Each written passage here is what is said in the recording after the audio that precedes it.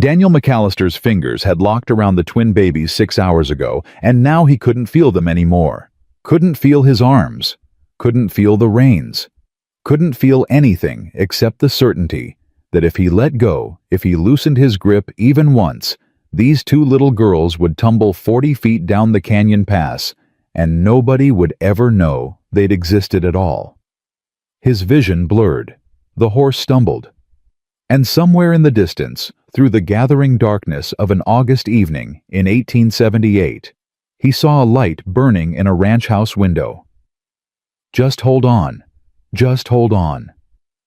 Just before we ride into this story of death and salvation of love, born from massacre, I need you to do something for me. Hit that subscribe button right now because this tale gets darker before it gets lighter, and you'll want to see how it ends. And tell me in the comments what city you're watching from. I want to see how far this story of mercy and blood travels across this country of ours. The Wyoming Territory sky was bleeding out when Margaret Brennan stepped onto her porch, wiping flour from her hands onto her apron. She'd been making bread, Irish soda bread, the way her mother taught her back in County Cork, before the famine took everything, before America became the only choice left. The dough was rising in the warm kitchen, and she'd come outside for just a moment of peace. Just one moment where she didn't have to think about the empty chair at her table, or the small grave under the cottonwood tree, or the ranch hands who looked at her with pity mixed with doubt. A widow running a cattle ranch. A woman giving orders to men. An Irish immigrant trying to hold on to land in a territory that ate the weak and spit out the bones. She was tired. God, she was tired. And then she saw him. At first, Margaret thought it was a trick of the light, the way the setting sun played games with distance and hope. A rider approaching from the northwest, moving wrong. Too slow. Too crooked. The horse was walking, not trotting, and the man on its back was swaying like a drunk or a dead man who didn't know enough to fall. "Mother Mary?" Margaret whispered, and her hand went to her throat, where her rosary used to hang before she'd pawned it last winter to pay the feed bills. She ran. Didn't think about it, didn't calculate the risk of approaching a stranger in dying light, just lifted her skirts and ran down the porch steps across the yard, through the gate she'd mended herself after Thomas died, because there was nobody left to do it for her. "Hey!" she called out, her Irish accent thickening the way it always did when she was frightened. "Hey, can you hear me?" The rider didn't respond, didn't even lift his head, just kept swaying, kept moving forward like a compass needle pointing towards something only he could see. Margaret ran harder. The evening air was thick and golden, filled with the sound of crickets, and her own ragged breathing and the steady clip-clop of the horse's hooves. As she got closer, she could see details that made her blood run cold. The man wasn't just exhausted. He was clutching something against his chest. 2 bundles wrapped in what looked like blood-stained cloth. And from those bundles came a sound that Margaret hadn't heard in 3 years, not since Patrick died with fever burning through his small body. Babies crying. "Jesus, Mary, and Joseph." Margaret breathed and reached the horse's side just as it stopped of its own accord. The animal was heaving its flanks dark with sweat foam at its mouth. This horse had been ridden hard and long, pushed past any reasonable limit.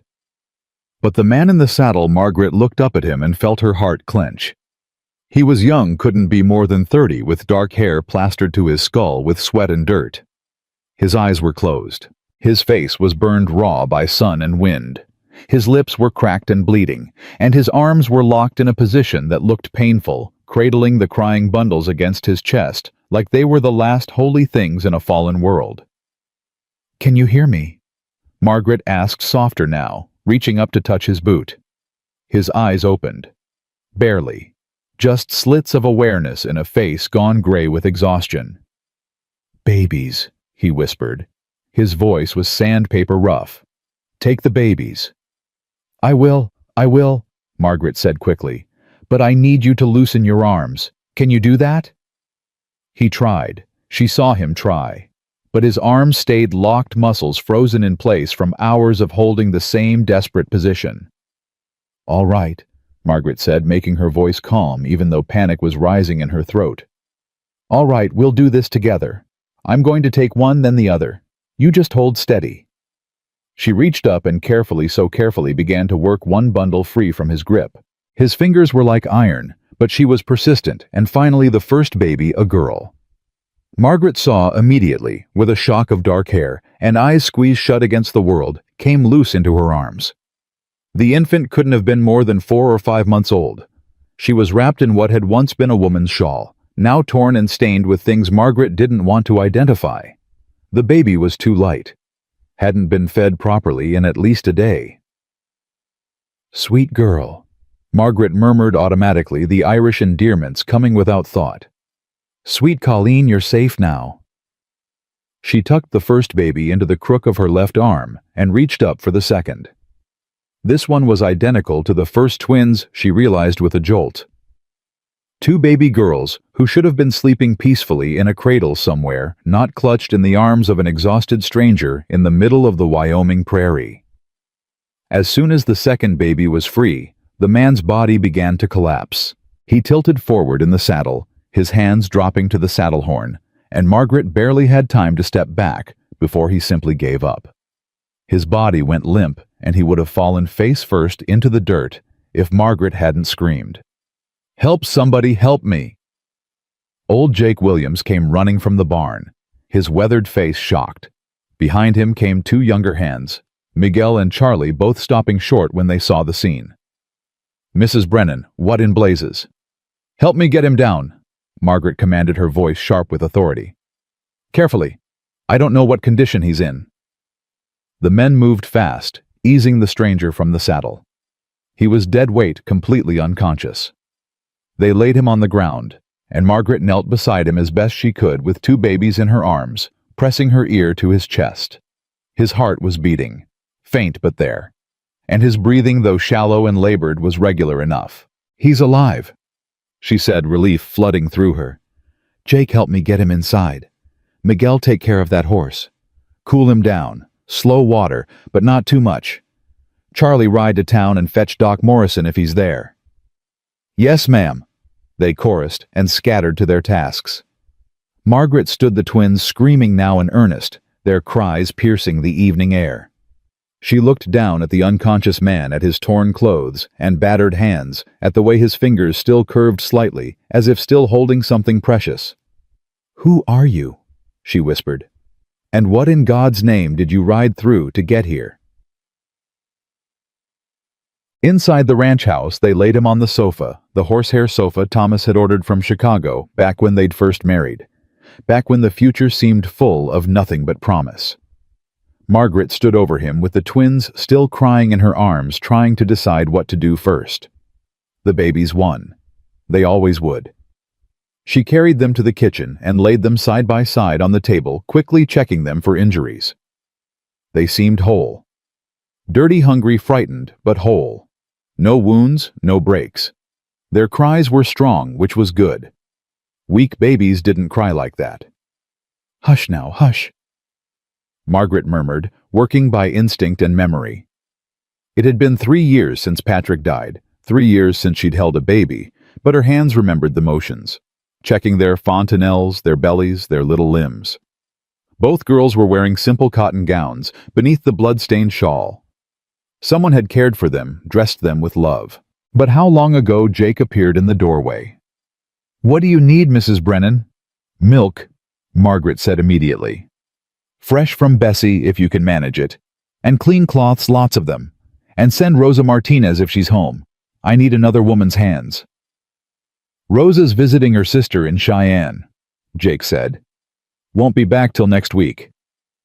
Margaret's jaw tightened. Of course. When did anything ever come easy? Then just the milk and cloths. Go. Alone with the babies, Margaret felt something crack open inside her chest. Something she'd kept sealed tight for 3 years. She looked down at the 2 little faces, both red and scrunched with crying, and felt tears sting her eyes. "I know," she whispered to them. "I know you're frightened. I know you want your mama. But she's not here, is she? So it's just us, just you and me, and that half-dead cowboy in my parlor." She picked up the first baby, the one with the slightly rounder face, and held her close, The infant's crying eased just a fraction, responding to warmth and human contact. "That's it, sweetheart. That's right." Jake returned with milk still warm from the cow and clean flour sacks that would have to serve as cloths. Together, they fashioned a makeshift feeding system, using strips of clean cloth soaked in milk. It wasn't ideal. Margaret knew the babies needed bottles, needed proper nursing, but it would keep them alive until she could figure out something better. She fed them slowly, carefully, making sure they didn't choke in their eagerness to eat. They were so hungry. How long had it been? And the first baby drank greedily, her tiny hands grasping at Margaret's fingers. As the second baby ate, Margaret finally let herself think about the man in her parlor. Who was he? Where had he come from? And whose babies were these? "Jake," she said quietly. "Check his pockets. See if there's anything that tells us who he is." The old cowhand nodded and disappeared. Margaret heard him moving around in the parlor, the rustle of cloth, the clink of something metal. When he came back, his face was grim. "Found this," he said, holding out a piece of paper folded many times and stained with dirt and blood. Margaret took it with trembling fingers, careful not to disturb the baby she was feeding. She unfolded it, and the handwriting that met her eyes was hurried, desperate, but clear enough to read. "Please, if someone finds them, their names are Rose and Lily Porter. Born March 20th, 1878. They are good babies. They deserve to live. Tell them their mama loved them. Tell them I'm sorry I couldn't protect them better. May God keep them safe." The note was signed with a shaking hand. Hannah Porter. Margaret's throat closed. She looked down at the baby in her arms. Rose or Lily, she didn't know which, and felt hot tears spill down her cheeks. "She knew," Margaret whispered. The mother knew she was going to die. She had just enough time to write this note and hide them. And then she died, trying to give them a chance. Jake's face was gray. "There's more, ma'am. That cowboy's got rope burns on his wrists, bruises all over, and his clothes are covered in blood that ain't his own." Margaret's head snapped up. "What are you saying?" "I'm saying he's been through hell. And those babies." Jake looked at the note in Margaret's hand. Whatever happened to their mama, he was there. He saw it. And then he brought them here. The baby finished eating, and Margaret lifted her to her shoulder, gently patting her back. The infant burped a surprisingly loud sound from such a tiny creature, and Margaret felt her lips twitch despite everything. "We need to know what happened," she said. "When he wakes up, we need to know." "If he wakes up," Jake said quietly. Margaret's hand stilled on the baby's back. "He'll wake up. He didn't ride all this way just to die on my sofa." But even as she said it, she wondered, how far had he ridden? And from what Yigikien? The cowboy didn't wake up that night, or the next day, or the day after that. Doc Morrison came from town, examined him thoroughly, and shook his head with concern. "He's got no serious injuries that I can find. No broken bones, no bullet holes, just exhaustion. Pure and complete exhaustion. His body's shut down to heal. Could be a few days before he comes out of it." "But he will come out of it," Margaret pressed. "Can't say for certain, Mrs. Brennan. I've seen men sleep like this after extreme ordeals. Some wake up fine, some don't wake up at all." After the doctor left, Margaret sat beside the sofa with one baby in her arms. She'd decided this was Rose based on nothing but instinct, and watched the stranger's chest rise and fall. She'd cleaned him up as best she could with Jake's help, washing the dirt and blood from his face and hands, changing him into some of Thomas's old clothes. Beneath the grime, he was younger than she'd first thought. Couldn't be more than 28 or 29. He had a good face, even battered as it was. Strong jaw, straight nose, calloused hands that spoke of years of hard work, and those rope burns on his wrists. Jake had been right about those. Deep grooves recently healed. This man had been tied up probably not that long ago. "Who are you?" Margaret whispered, shifting Rose to her other arm. "And what did you see?" The twin babies had taken over her life in the space of 48 hours. She'd moved them into her bedroom, laying them in the top drawer of her dresser, just like her own mother had done with her siblings back in Ireland. The drawer fit them perfectly, lined with soft blankets. They ate every few hours, demanding and insistent. Margaret had sent Jake to the neighboring ranch to borrow nursing bottles, and Mrs. Henderson had sent over supplies with a note saying she'd come by in the morning to help. The whole territory would know by now. The widow Brennan, taking in 2 orphan babies and a half-dead cowboy. People would talk. They always did. Let them, Margaret thought fiercely. She'd stopped caring what people thought the day Thomas died, and the vultures started circling, offering to help by buying her land for pennies on the dollar. On the 3rd morning, Margaret was in the kitchen mixing milk for the babies when she heard a sound from the parlor. A groan. A sharp intake of breath. She set down the bottle and hurried to the doorway. The cowboy's eyes were open. Barely. And they were wild, unfocused, darting around the room like a cornered animal. "The babies," he gasped, trying to sit up. "Where are the babies?" "Easy, easy," Margaret said, moving quickly to his side. She pressed a gentle hand to his chest, pushing him back down. "They're safe. They're right here. Look." She pointed to the dresser drawer visible through her bedroom door, where both twins were sleeping peacefully. The cowboy's eyes followed her gesture, and when he saw the babies, his whole body seemed to deflate. He closed his eyes again, and tears leaked from the corners, tracking through the dirt, still on his face. "Save them," he whispered, his voice cracking. "Had to save them." "You did," Margaret said softly. "You saved them. They're alive because of you." "All dead," he mumbled, already sliding back toward unconsciousness. "Sweetwater Crossing. All dead. Only them left. Couldn't leave them. Couldn't." Then he was gone again, his breathing evening out into deep sleep. But Margaret stood frozen, her hand still on his chest, her heart hammering. Sweetwater Crossing. She knew that place. Everyone in the territory knew it. A treacherous ford on the Snake River about 40 miles northwest of here. It was a shortcut that wagon trains sometimes used, despite the danger. And this man had ridden 40 miles from there. In August heat. Carrying 2 babies. Without stopping. "Mother of God?" Margaret breathed, looking down at him with something like awe. "What kind of man are you?"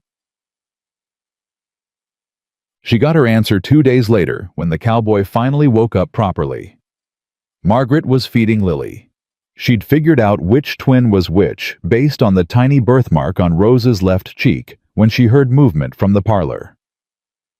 "Mrs. Brennan," a voice called, rough as sandpaper but stronger than before. Margaret quickly put Lily in her cradle and hurried to the parlor. The cowboy was sitting up, his hand pressed to his head, his face still pale but much better than it had been.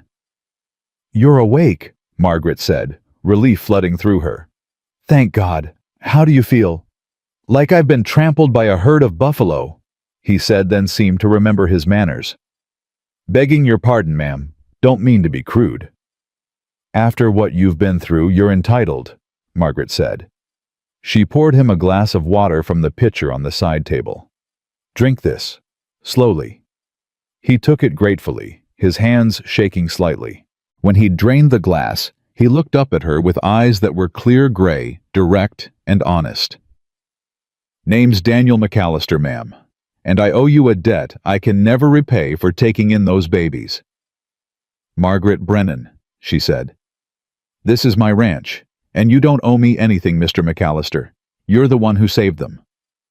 "How long have I been out?" "5 days." Daniel's eyes widened. 5 days, Jesus. I need to... He tried to stand, then swayed dangerously. Margaret caught his arm, steadying him. "You need to sit back down before you fall on your face," she said firmly. "The babies are fine. They're fed and clean and sleeping. You did your job. Now let me do mine." He sat, but reluctantly. "I need to tell someone what happened. The sheriff..." "We'll come when you're ready to talk," Margaret interrupted. "But first you need to eat something. When's the last time you had a proper meal?" Daniel frowned, thinking. don't rightly remember. Before Sweetwater Crossing, I suppose. That's what I thought. Margaret moved toward the kitchen. I'll heat up some stew. And Mr. McAllister, you're going to tell me everything, every detail. Those babies deserve to have someone know their story. Yes, ma'am, Daniel said quietly. They do. Over the next hour, sitting at Margaret's kitchen table with a bowl of elk stew in front of him, Daniel McAllister told his story. And with every word, Margaret felt her blood run colder. I was working a ranch about 10 miles north of Sweetwater. He began eating slowly, as if his stomach had forgotten how to process food. Small outfit, just me and 2 other hands. Owner was back east visiting family. We were keeping watch over the herd. He paused, his jaw working. It was early morning, August 3rd. I was riding fence line when I heard gunshots. Lots of them. Rifle fire all at once, then screaming. Margaret's hands tightened on her coffee cup. I rode toward the sound, but careful-like. Didn't know what I was riding into. Got to the top of a ridge overlooking Sweetwater Crossing and saw... His voice broke. He cleared his throat, tried again. Saw a wagon stopped at the ford, 5 men on horses circling it. The people from the wagon were already down, already dead. Sweet Jesus, Margaret whispered. 3 men, 2 women. Daniel continued, his voice flat now, emotionless. Shot where they stood. The men who did it were going through the wagon, taking everything. I could hear them laughing about it. Did you recognize them? Daniel shook his head. Never seen them before. Had the look of drifters. Maybe Confederate deserters. Hard men, the kind who'd kill for $1 or for sport. He took a shaky breath. I had my rifle. Could have taken one of them maybe. But there were 5 of them, and 1 of me.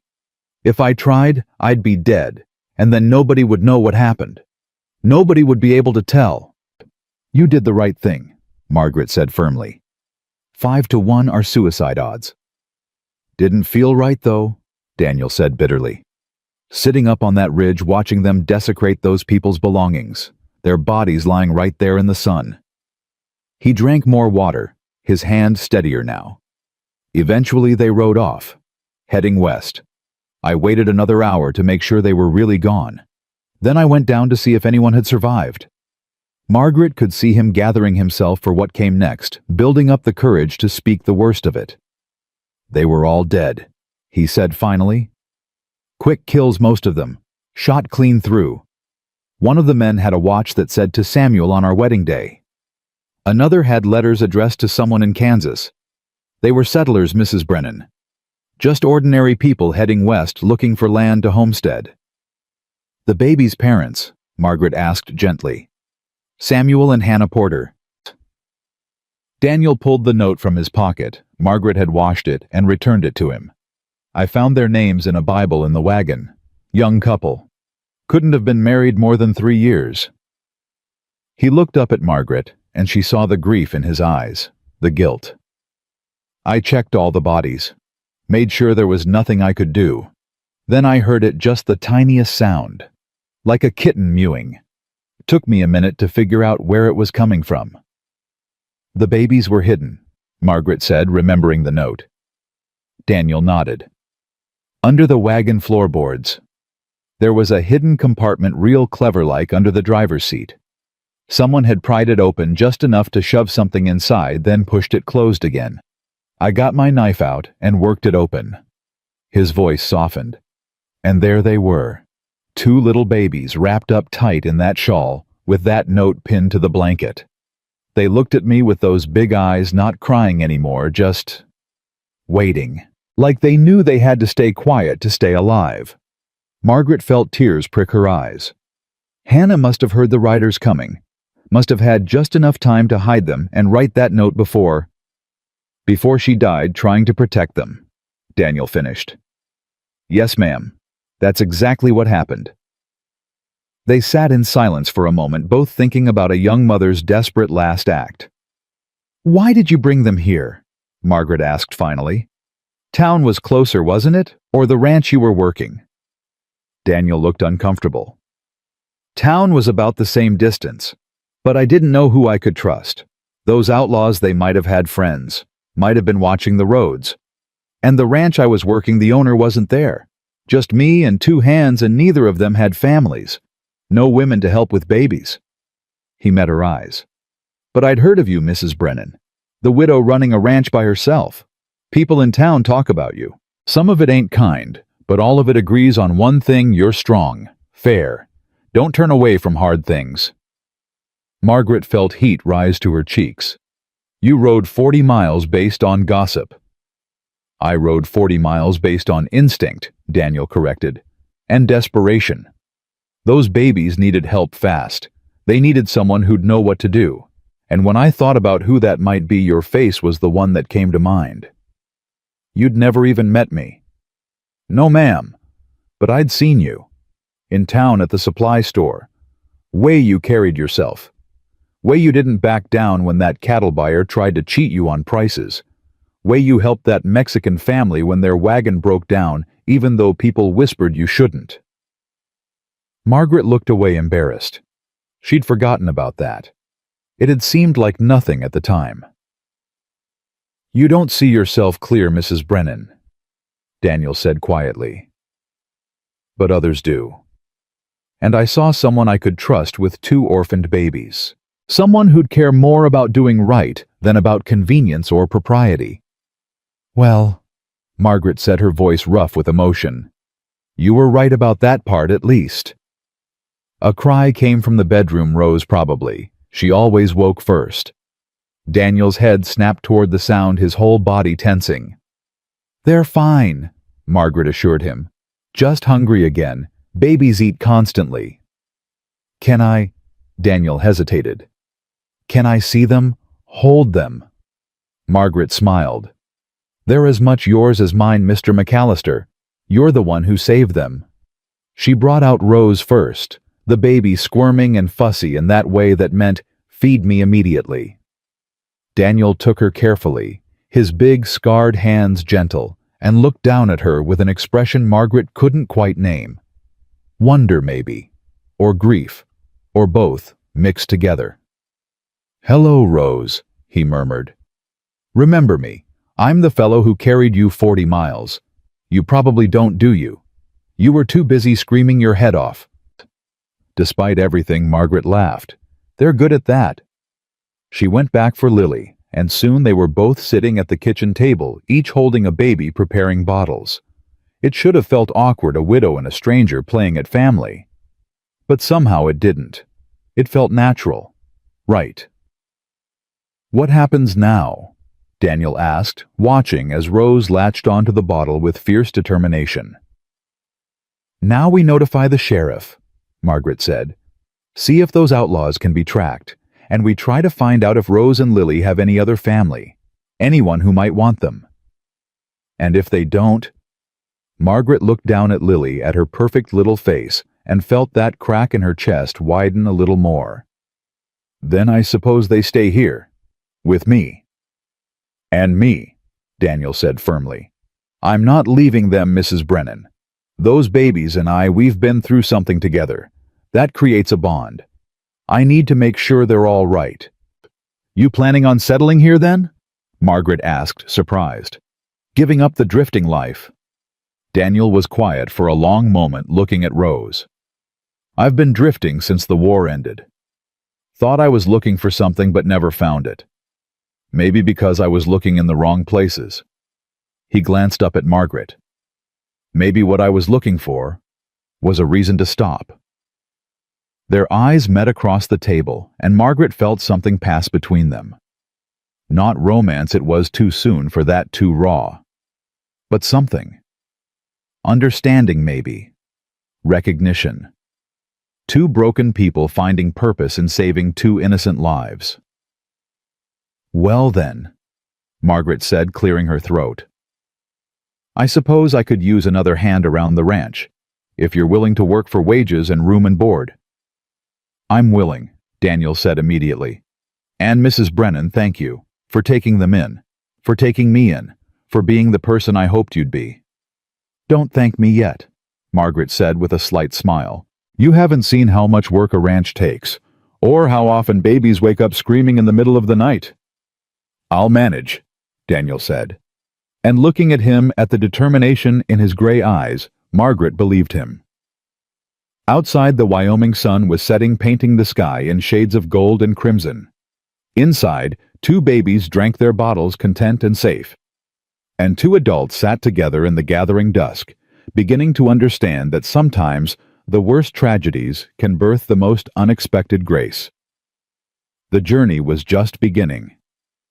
But for the first time in years, Margaret Brennan felt something she'd thought lost forever. Hope. Sheriff Henry Porter arrived 3 days later, and the moment Margaret opened the door and saw his face, she knew something was terribly wrong. He stood on her porch, with his hat in his hands, his weathered features carved deep with grief, and when he looked past her to where Daniel sat holding Rose, his composure crumbled. "Those are my brother's children," Henry said, his voice breaking on the last word. "Samuel's girls, Rose and Lily." Margaret's hand flew to her mouth. "You're their uncle." "I'm all they have left in this world." Henry stepped inside without invitation, his eyes fixed on the babies. "Samuel was my younger brother. Only family I had after Ma and Pa passed. He married Hannah 3 years back, moved to Kansas to try farming. They were heading back here when—" He couldn't finish. Daniel stood slowly, careful with Rose. "Sheriff, I'm the one who found them. Found your brother and his wife, too. I'm sorry. I'm so damn sorry." Henry's jaw worked, emotions warring across his face. Then he crossed the room in 3 strides and did something Margaret didn't expect. He grabbed Daniel's shoulder, gripped it hard. "You saved them," Henry said roughly. "Samuel would thank you. Hannah would thank you. I'm thanking you now. I only did what anyone would." "No." Henry cut him off. "Most men would have ridden past, or taken them to the nearest town and dropped them with strangers. You rode 40 miles in August, heat carrying 2 babies. That ain't what anyone would do. That's what a good man does." Daniel looked down, uncomfortable with praise. Margaret moved quickly to break the tension. "Sit down, Sheriff. Please. I'll make coffee. You'll want to hold them properly." Over the next hour, Henry Porter told them about Samuel and Hannah, how they'd met at a church social, how Hannah had been orphaned young, raised by her aunt in Boston, how Samuel had written letters every week after they married, full of hope about their farm, about the twins being born, about coming home to Wyoming once they had enough saved. "They were good people," Henry said, cradling Lily against his chest, while tears ran unchecked down his weathered face. "Never hurt nobody, just wanted a piece of land and a quiet life." "Did they have other family?" Margaret asked gently. "Anyone who might want the girls." Henry's expression darkened. "Hannah's got an aunt, Victoria Ashford, lives in Boston, rich as Croesus and twice as cold. She wrote to Samuel once after the wedding, said Hannah had married beneath herself. Didn't even send a gift when the twins were born." "Then she has no claim," Margaret said firmly. "Law might see it different," Henry said. "Victoria Ashford's got money and connections. If she decides she wants these babies, she could make trouble." Daniel leaned forward. "Would she want them if she cut Hannah off for marrying a farmer?" "Don't know," Henry admitted. "But Hannah was her only niece.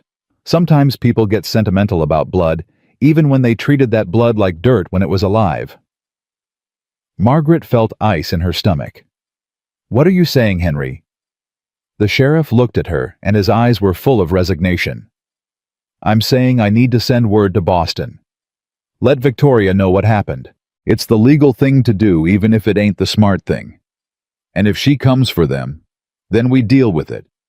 Henry's voice hardened. "But those babies ain't going nowhere until I'm convinced it's what's best for them, blood relation or no."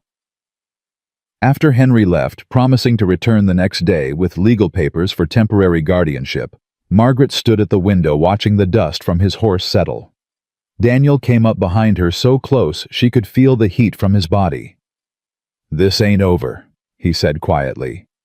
"No." Margaret pressed her hand against the glass. "It's just beginning." That night, Margaret couldn't sleep. She lay in bed, listening to the twins breathe their small sounds, filling the darkness of her room. Rose snored slightly, a tiny piglet sound that made Margaret's chest ache. Lily was quieter, just soft sighs. They'd been here a week, only a week. But already Margaret couldn't imagine the house without them. Couldn't imagine waking up without their cries demanding attention. Couldn't imagine the silence that would come if someone took them away. She'd lost Patrick 3 years ago, watched fever burn through his small body while she prayed desperately to a God who didn't seem to be listening. Held him while he struggled to breathe, his blue eyes going glassy and distant. Buried him under the cottonwood tree and felt something inside her die with him. She couldn't do it again. Couldn't lose more children. Couldn't survive it. Mrs. Brennan. Daniel's voice came from the hallway, soft and uncertain. You awake? Come in, Margaret said, not caring about propriety. Not now. He appeared in the doorway, fully dressed, despite the hour. Heard you moving around. Thought maybe the babies needed something. They're fine. Margaret sat up, pulling her shawl around her shoulders. I'm the one who's not fine. Daniel came closer, hesitant. In the moonlight through the window, his face was all shadows and sharp lines. You're thinking about the aunt, about losing them. How did you know? Because I'm thinking the same thing. He sat on the edge of her bed, scandalous, but neither of them cared. Those babies, they got under my skin somehow. Made me think about things I gave up thinking about after the war. What things? Family. Home. A reason to stay in one place. He looked at the twins sleeping in their drawer. I got no right to them, Mrs. Brennan. No blood claim. But I feel responsible. Like they're mine to protect. They are, Margaret said fiercely. You saved them. That makes them yours as much as blood would. Law won't see it that way. Then damn the law. The words came out harsh, surprising both of them. Margaret took a breath. I'm sorry. I lost my son 3 years ago. Fever took him. And my husband died in a stampede 8 months back. I've got nothing left except this ranch and those 2 babies. I won't let some Boston society woman take them just because she shares blood with their dead mother. Daniel was quiet for a long moment. Then he said something that changed everything. What if you weren't alone? What if you had a husband, a partner who could help fight for them? Margaret's heart stopped. What are you saying? I'm saying the law respects married couples more than widows. Daniel turned to face her fully. I'm saying if we were married, we'd have a stronger claim. 2-parent, stable home, working ranch. Hard to argue against that. You're proposing we marry for the babies. I'm proposing we marry because it makes sense. He spoke carefully, choosing words. I need a place to belong.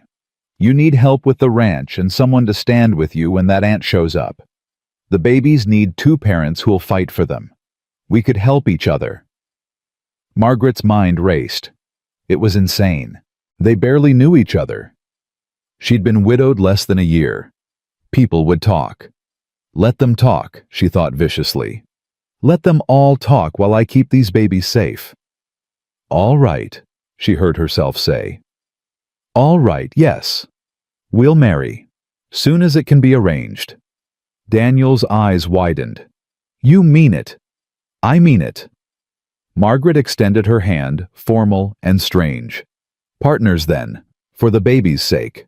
He took her hand, his grip warm and calloused. Partners. They shook on it like men making a business deal, and maybe that's all it was.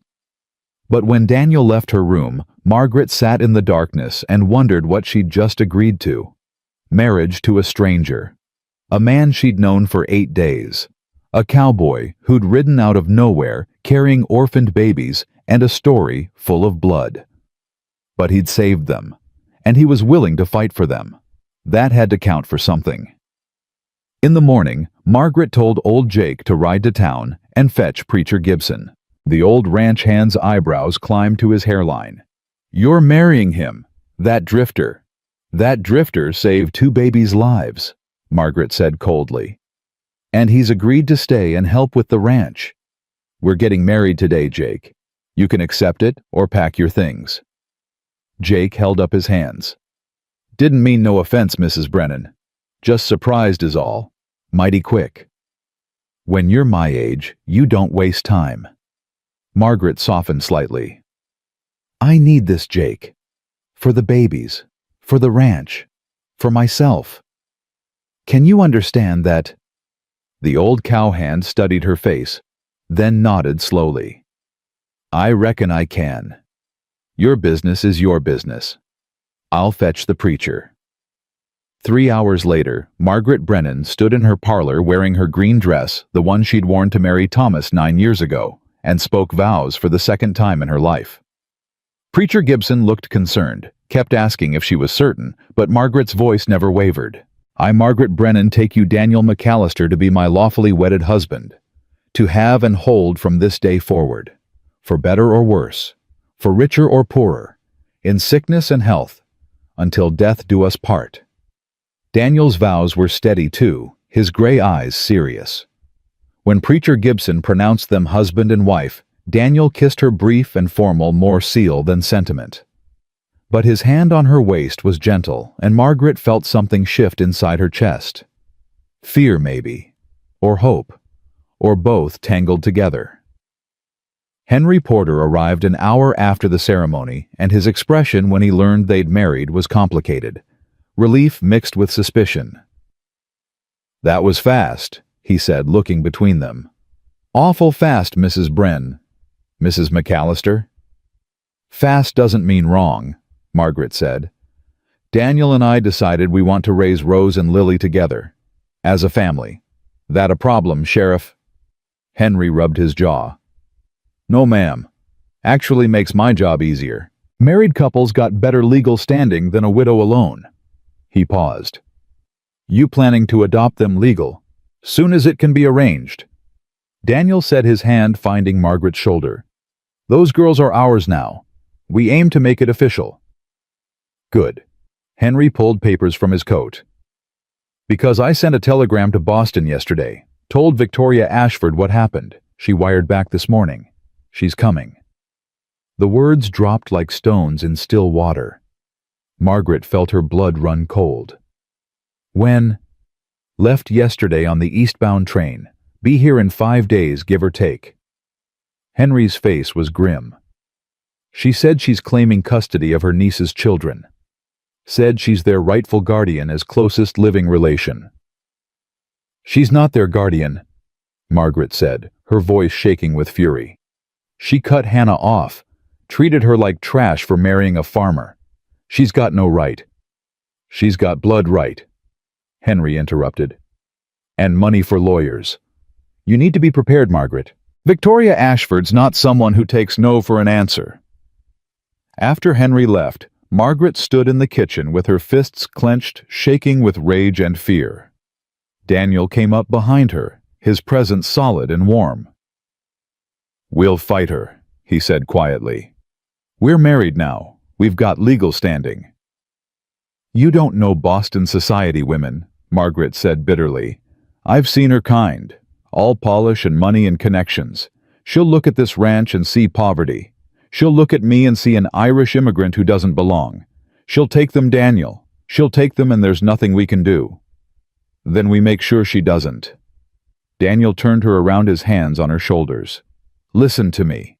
We've got 5 days. 5 days to show we're a real family, that these babies are loved and safe here, that we're the best thing for them. And if that's not enough..." His jaw set hard. "Then we make it enough." The next 4 days passed in a blur of preparation and growing dread. Margaret cleaned the house until it gleamed, desperate to make it presentable for Boston eyes. Daniel worked from dawn to dusk, fixing every broken fence and sagging beam, making the ranch look prosperous even when money was tight. They cared for Rose and Lily together, falling into a rhythm that felt almost natural. Daniel was surprisingly good with the babies, gentle and patient in a way that made Margaret's heart ache. He sang to them in a low voice, old war songs turned into lullabies. He walked the floor with them when they cried at night. He changed diapers without complaint. And slowly, carefully, Margaret began to see him as more than just a stranger she'd married out of desperation. She saw the way his face softened when he held the babies, the way he fixed things around the house without being asked, the way he deferred to her on decisions but stood firm when he disagreed. He was a good man, maybe even a great one. On the third night, they sat on the porch after the babies were asleep, the Wyoming darkness thick around them. Daniel was whittling a piece of wood, making toys for the twins, he'd said. Margaret watched his hands move, sure and skilled. "What happened to you in the war?" she asked suddenly. His hands stilled. "Why do you want to know?" "Because I'm your wife now, even if it's just on paper. I should know." Daniel was quiet so long, Margaret thought he wouldn't answer. Then he said, "I was at Gettysburg, third day, Pickett's charge. We went up that hill knowing we were going to die, but we went anyway because those were the orders." "You survived." "My whole unit didn't." His voice was flat. "I watched boys I'd grown up with get cut down like wheat. Watched them scream for their mothers while they bled out in the grass. And I kept walking, kept firing, kept surviving when better men died." "That's not your fault, ain't it?" He looked at her, and his eyes were full of old pain. "I lived, Mrs. McAllister. I lived when I didn't deserve to. That's a debt I've been trying to pay ever since." Margaret understood then. Understood why he'd saved the babies. Why he'd ridden 40 miles half dead from exhaustion. Why he was willing to marry a stranger and fight for children who weren't his own. He was trying to balance the scales. Trying to save enough lives to make up for the ones he couldn't save. "Those babies are alive because of you," Margaret said softly. "That's not a debt. That's grace." Daniel's throat worked. "Don't know if I believe in grace anymore." "Then believe in them." Margaret gestured toward the house where Rose and Lily slept. "Believe in what we're building here. It might not be what either of us planned, but it's good. It's real. And it's worth fighting for." He looked at her for a long moment, something shifting in his expression. "You're remarkable. You know that most women would have turned me away. But you took in a stranger and 2 babies without hesitation. Let me into your home. Married me to save them. You're the bravest person I've ever met." Margaret felt heat rise to her cheeks. "I'm not brave. I'm just stubborn." "Same thing sometimes." Daniel smiled, and it transformed his face. Made him look younger, less haunted. "I'm glad I brought them here. Glad I found you." "So am I," Margaret said, and realized she meant it. They sat in comfortable silence after that, listening to the prairie sounds. And for the first time since Thomas died, Margaret didn't feel alone. Victoria Ashford arrived on the 5th day in a black carriage that looked absurdly fancy against the rough Wyoming landscape. She stepped out in silk morning dress that probably cost more than Margaret's entire wardrobe, her face pale and pinched her eyes cold as winter ice. "Mrs. McAllister," she said, looking Margaret up and down with barely concealed disdain. "I'm Victoria Ashford, Hannah Porter's aunt. I've come for my nieces." Margaret's spine straightened. "You mean you've come to meet your nieces? They're not going anywhere." Victoria's lips thinned. "We'll see about that. Where are they?" "Sleeping," Daniel said, appearing at Margaret's side. His presence was deliberately intimidating, tall, broad-shouldered, protective. "And they'll stay sleeping. Babies need their rest. And you are Daniel McAllister, Margaret's husband, and Rose and Lily's father, legal guardian as of 3 days ago." Victoria's eyes widened. "Father? You've known these children for less than 2 weeks, and you claim to be their father." "I'm the man who saved them," Daniel said coldly. "I'm the man who found them after outlaws murdered their parents. I'm the man who rode 40 miles carrying them to safety. So yes, ma'am, I claim to be their father." For a moment, Victoria looked genuinely shaken. Then she composed herself, pulled out a handkerchief, dabbed at eyes that showed no tears. "How tragic. Poor Hannah. Poor Samuel. But that doesn't change the facts. Those children are my blood. They belong with me in Boston, where they can have proper education, proper society, proper opportunities. They belong here, Margaret said firmly, with people who love them. Love? Victoria laughed brittle and harsh. My dear love doesn't put food on the table or prepare children for civilized society. Those babies are Ashfords. They have a legacy, a position to maintain. You can't give them that in this. She gestured dismissively at the ranch, wilderness. Maybe not, Margaret agreed. But we can give them something more important. A home, a family. People who chose them not out of obligation, but because we love them. Victoria's expression hardened. I'm not arguing about this. I've already contacted my lawyers. I have legal right as closest blood relative. Unless you can prove unfit guardianship, those children are coming with me. Then prove we're unfit, Daniel challenged. Stay a few days. Watch how we care for them. See if you can find one reason why they'd be better off in Boston than here. It was a risk, a terrible risk. But Victoria's eyes narrowed, calculating. Very well. I'll stay 3 days. But Mr. McAllister, when I leave, those babies are coming with me. Count on it. She swept inside, and Margaret and Daniel exchanged glances. The war had begun. The next 3 days were the most tense of Margaret's life. Victoria watched everything with those cold eyes, making notes in a little leather book. She criticized the makeshift cradle. Dresser drawers are not appropriate sleeping arrangements for Ashford children. She questioned their feeding schedule. You're holding them too much, you'll spoil them. She examined the house with visible disdain. Rather rustic, isn't it? But she couldn't fault their care of the babies. Daniel and Margaret worked seamlessly together, anticipating each other's needs, dividing tasks without discussion. They fed Rose and Lily on schedule, changed them promptly, rocked them when they fussed. The twins were thriving, gaining weight, sleeping better, smiling more, and they responded to Daniel and Margaret in ways they didn't respond to Victoria. When Victoria tried to hold Rose, the baby cried and reached for Daniel. When Victoria attempted to feed Lily, the infant refused the bottle until Margaret took over. It was clear, painfully clear, that these babies knew who their parents were. And it wasn't the cold Boston aunt who'd never even sent a gift when they were born. On the second night, Margaret found Victoria standing over the twins' cradle, her face twisted with something that might have been grief. They look like her, Victoria whispered. Hannah, they have her eyes. Margaret came closer, cautious. You loved her. She was my sister's only child. After my sister died, Hannah was all I had left. Victoria's voice cracked slightly. I raised her, gave her everything, and she threw it away to marry a farmer, a man with no prospects, no connections, no future. I was so angry. Angry enough to cut her off. I thought she'd come back. Victoria turned to face Margaret, and her eyes were wet now, actually wet. I thought when she realized how hard frontier life was, she'd come crawling back. But she didn't. She was happy with Samuel. Happy in a way I never understood. And now she's dead, and I never... Her voice broke. I never told her I was sorry. Margaret felt unexpected sympathy stir.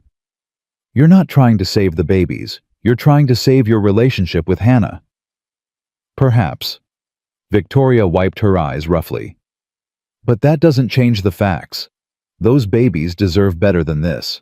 They deserve education, culture, opportunities that this ranch can't provide. They deserve love, Margaret said firmly. And we love them.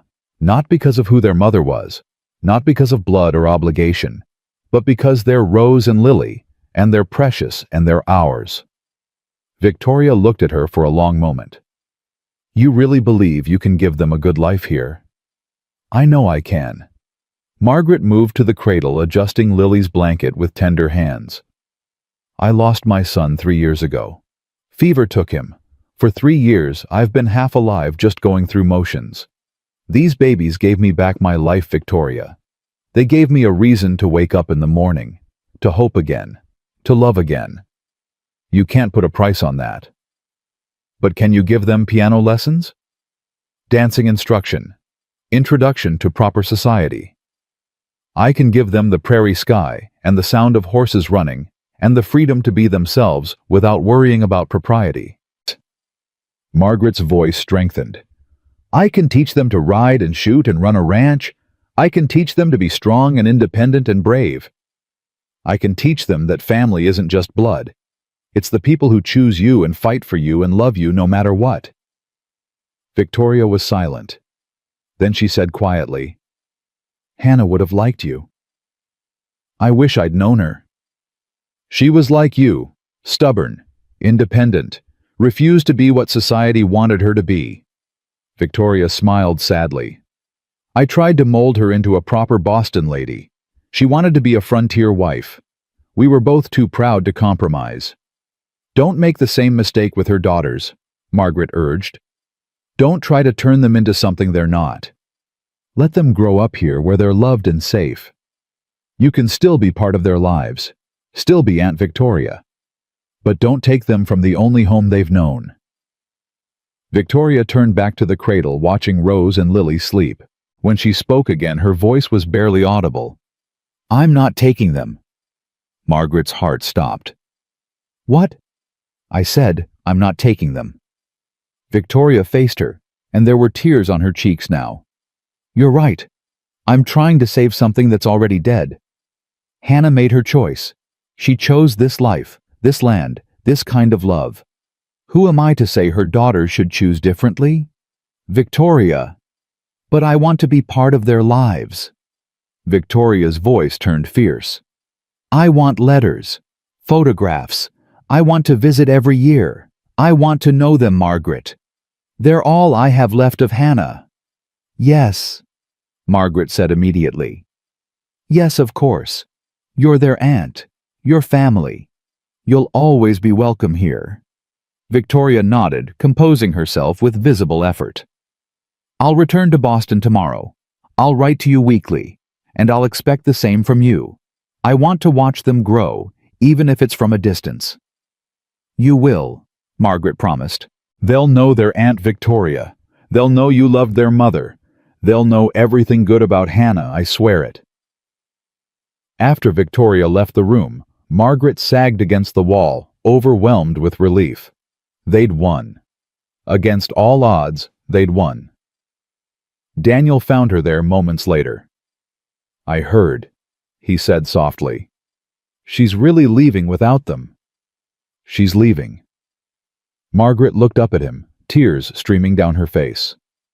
They're ours, Daniel. Really and truly ours. He pulled her into his arms, and for the first time since they'd married, it felt real. Not a business arrangement, not a marriage of convenience, but something deeper, something that mattered. We did it, he murmured into her hair. We saved them. We saved each other, Margaret corrected, holding him tight. All four of us. They stood like that for a long time, wrapped in each other, while their daughters slept peacefully nearby. And in that moment, Margaret understood something profound.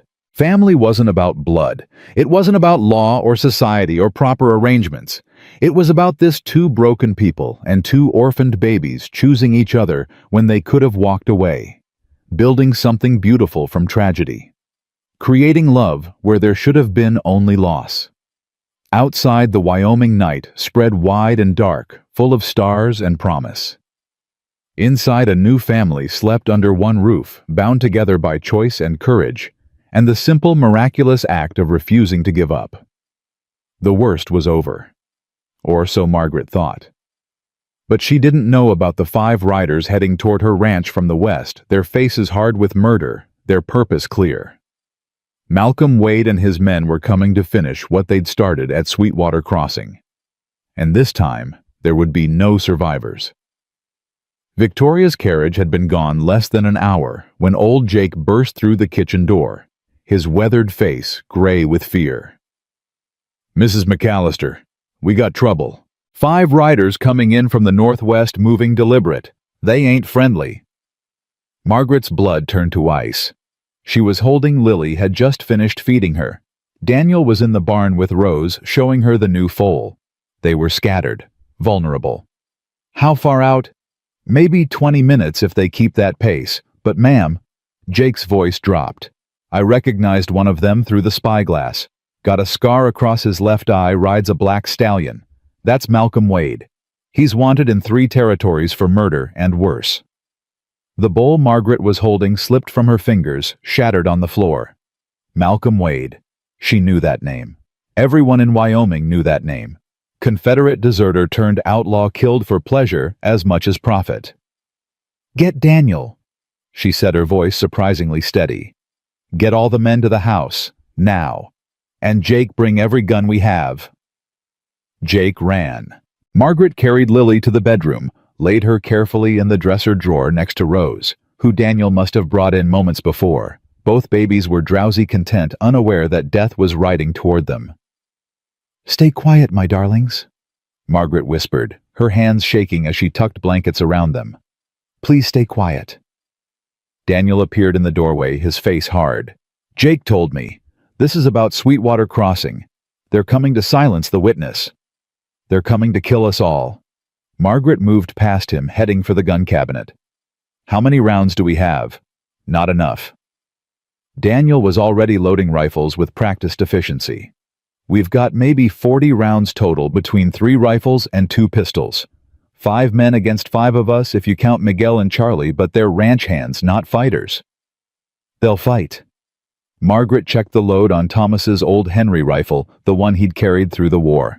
Her hands remembered the motions even though her heart was hammering. They'll fight or they'll die. Margaret!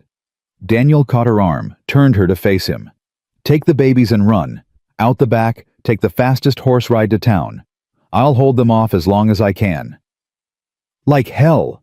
She jerked free, her eyes blazing. This is my ranch, my home. Those are my daughters.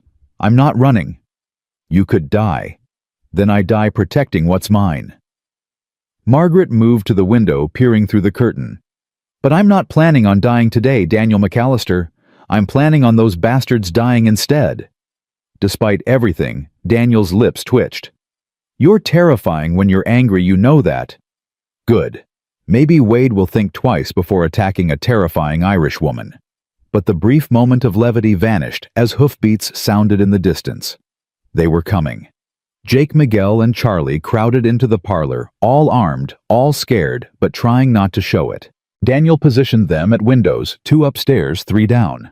Margaret took the window facing the front approach, her rifle steady on the sill. Nobody fires until I do, Daniel commanded, his voice carrying the authority of a man who'd led soldiers into battle. Conserve ammunition. Make every shot count. And if they get inside... He looked at Margaret. You take the babies and run. Don't argue, just run. They won't get inside, Margaret said flatly. Not while I'm breathing. The riders appeared over the rise, 5 dark shapes against the afternoon sun. They came slowly, confidently, men who'd done this before and expected no real resistance. Malcolm Wade rode in front on his black stallion, his scarred face visible even at this distance. They stopped about 50 yards out, just beyond easy rifle range. Wade raised his hand, and his men fanned out in a loose semicircle, blocking any escape. Daniel McAllister. Wade's voice carried clearly across the yard. Know you're in there, boy. Saw you at Sweetwater. You're the witness who's gonna hang us all. Can't let that happen. Daniel didn't respond, just kept his rifle trained on Wade's chest. Don't have to be like this, Wade continued. You come out peaceful, we'll make it quick. Your woman and those babies, they can live. Got no quarrel with them, just you. He's lying, Margaret whispered. He'll kill us all. I know. Daniel's jaw was tight. They can't leave witnesses. So give me up, Wade shouted, or we'll burn you out. Choice is yours, but either way, you're dying today. From upstairs, Rose began to cry. The sound pierced through the tense silence, a baby's wail that carried out through the open windows. Wade's scarred face split into a grin. Well now, that's interesting. You got babies in there, McAllister? That the Porter twins? The ones we missed? Daniel's finger tightened on the trigger. Margaret could see the rage building in him, barely controlled. Should have let them die with their parents, Wade called out. Would have been kinder. Now they get to watch their new daddy die before we finish the job properly.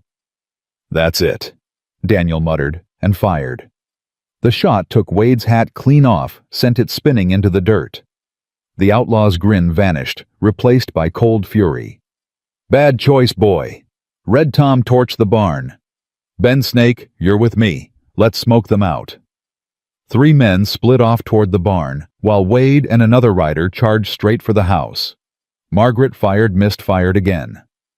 This time her bullet caught the rider next to Wade in the shoulder, sent him tumbling from his saddle with a scream. Got him! She shouted, already working the lever action for another round. Daniel's rifle cracked twice in quick succession. One of the men heading for the barn dropped. The other 2 made it to the structure, and moments later, smoke began rising. They're burning us out, Jake yelled from upstairs. The barn's going up. Let it burn, Daniel said coldly. We saved the house and the babies. Everything else is just wood. Wade had dismounted, was using his dead horse as cover. He fired at the house, and the window next to Margaret's head exploded. Glass rained down on her, cutting her cheek. She didn't flinch, just shifted position and fired back. How many rounds left? Daniel called out. Maybe 20. Charlie answered from the kitchen window. We're burning through them fast. Then make them count. Every shot has to land. Rose was screaming now, and Lily had joined her. The sound of terrified babies filled the house, and Margaret felt rage build in her chest like a living thing. These men had murdered the twins' parents, had tried to leave them to die in the wilderness, and now they were here to finish what they'd started. Not while I'm breathing, Margaret thought savagely and fired again. This time she hit Wade's cover horse, made the carcass jump. Close. Miguel, Charlie, concentrate on the barn, Daniel ordered. Don't let them get back to cover. The 2 men at the barn were trying to work their way back to their horses. Miguel's rifle barked once, twice. One man fell, didn't get up. The other made it to his horse, started to mount, and Jake's shot from upstairs took him in the back. He hung over the saddle for a moment, then slid to the ground. That left Wade and 1 other man. But Wade was the dangerous one. He moved like a predator, quick and smart, using cover effectively. He'd worked his way closer to the house, was now behind the water trough, only 30 yards out. He's going to rush the door, Daniel said. Margaret, cover me. I'm going out. You're insane. He gets inside, we're all dead. I know men like him. Won't stop until the job's done. Daniel moved toward the door, checked his pistol. Keep firing. Make him keep his head down. And if I don't... He looked at her, and his eyes were full of things unsaid. Take care of them. The babies. You're the only mother they'll ever remember. Daniel, don't... But he was already moving, threw open the door, and rolled out, firing as he went. Wade returned fire, and Margaret saw splinters explode from the doorframe inches from Daniel's head. She fired, worked the lever, fired again, giving Daniel covering fire as he made it to the porch railing. The last standing outlaw broke from cover, trying to flank Daniel. Margaret tracked him, led his movement, and squeezed the trigger. The man went down hard, his rifle flying from his hands. That left Wade.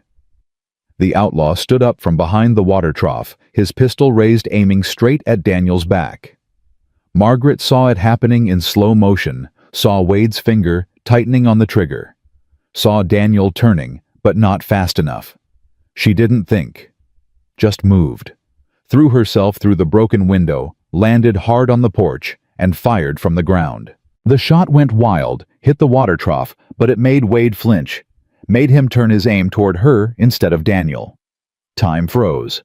Margaret saw Wade's scarred face, saw his pistol pointed at her chest, saw his fingers squeeze. She couldn't move fast enough, couldn't do anything but watch her death coming. The shot was deafening. But it wasn't Wade's pistol. It was Daniel's rifle, fired from 5 feet away, the muzzle almost touching Wade's chest. The outlaw staggered backward, shock on his face, and fell. Daniel was at Margaret's side in an instant, pulling her up, checking her for wounds. Are you hurt? Margaret, answer me. Are you hurt? I'm fine. Her voice came out shaky. Is he? He's dead. They're all dead. Daniel pulled her against his chest, his arms tight around her. You stupid brave woman. You could have been killed. So could you.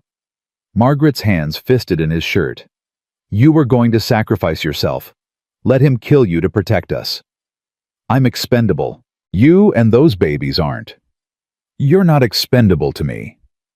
The words came out fierce, surprising both of them. You're my husband, Daniel, the father of my children. You don't get to die and leave us alone. You don't get to make that choice. Daniel pulled back far enough to see her face. Margaret! Whatever he was going to say was cut off by Jake's shout from inside. Mrs. McAllister, the barn. We need water chains now. They ran. The barn was fully engulfed, flames licking at the roof. If it spread to the hay storage or the bunkhouse, they'd lose everything. Everyone who can walk get buckets, Daniel shouted. Form a chain from the well. Move. They worked frantically, passing buckets of water, throwing them on the flames. Miguel had taken a bullet in the leg, but refused to stop working. Charlie's hands were blistered from heat. Jake moved like a man half his age, driven by desperation. And Margaret, her dress torn and bloodstained. Her face cut from flying glass, worked alongside them. Filled buckets passed them down the line, ignored the pain in her hands and the exhaustion pulling at her. The babies were crying inside the house, terrified and confused, but she couldn't go to them. Not yet. Not until the fire was contained. It took 2 hours. 2 brutal, exhausting hours of fighting flames, while bodies lay scattered in the yard and smoke choked the air. But finally, the fire died. The barn was a blackened shell, but it hadn't spread. The house stood intact. They'd survived. Margaret staggered inside her hands, shaking so badly, she could barely hold the dipper of water Daniel pressed on her. She drank, then moved on autopilot to the bedroom where Rose and Lily were screaming their fury at being ignored. I'm here, she murmured, gathering them both into her arms. Mama's here now. You're safe. They were wet, hungry, and furious, but whole, alive. Margaret sank to the floor with them rocking them both, and let herself cry for the first time since the shooting started. Daniel found her there an hour later, still on the floor, the twins finally settled and sleeping against her chest. He lowered himself beside her. With a grunt of pain, he'd been hit after all bullet graze across his ribs that he'd said nothing about. Miguel's leg wound is clean. Doc Morrison already came and patched him up, Daniel said quietly. Charlie's hands will heal. Jake's fine, just tired. The outlaws are all dead. Sheriff's taking the bodies to town, filing reports. It's over. Is it? Margaret looked at him, her eyes hollow. Will there be more? More men coming for revenge? No. Daniel's voice was certain. Wade's gang is finished, and word will spread fast. Don't mess with the McAllisters. We took down 5 armed outlaws. People will think twice. I killed a man today. Margaret's voice was barely a whisper. Shot him off his horse. Watched him fall. I didn't even hesitate. You protected your family. Daniel's hand found hers, squeezed gently. That's not murder. That's survival. That's love. Thomas would be ashamed. He hated violence, hated killing even during the war. Thomas isn't here. Daniel's voice wasn't cruel, just factual. I am. And I'm proud of you. You could have run. Could have saved yourself and the babies. Instead, you stayed and fought. You saved my life when Wade had me dead to rights. You're the bravest person I've ever known. Margaret leaned against his shoulder, careful of the babies sleeping in her arms. I couldn't lose you. I just got you. I just got all of this, a family, a reason to wake up, something to fight for. I couldn't lose it. You won't. Daniel pressed his lips to her hair. We're survivors, you and me. We've both been through hell and came out the other side. This ranch, these babies, this life we're building, it's ours. And nobody's taking it from us. Not outlaws, not society ladies, not death itself. They sat in silence for a while, the twins breathing softly between them. Outside, the sun was setting, painting the smoke-stained sky in shades of red and gold. The bodies were gone. The fire was out. The danger had passed. But something had changed.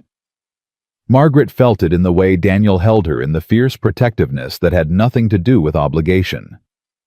Felt it in her own heart, in the way her chest ached when she'd thought he was going to die.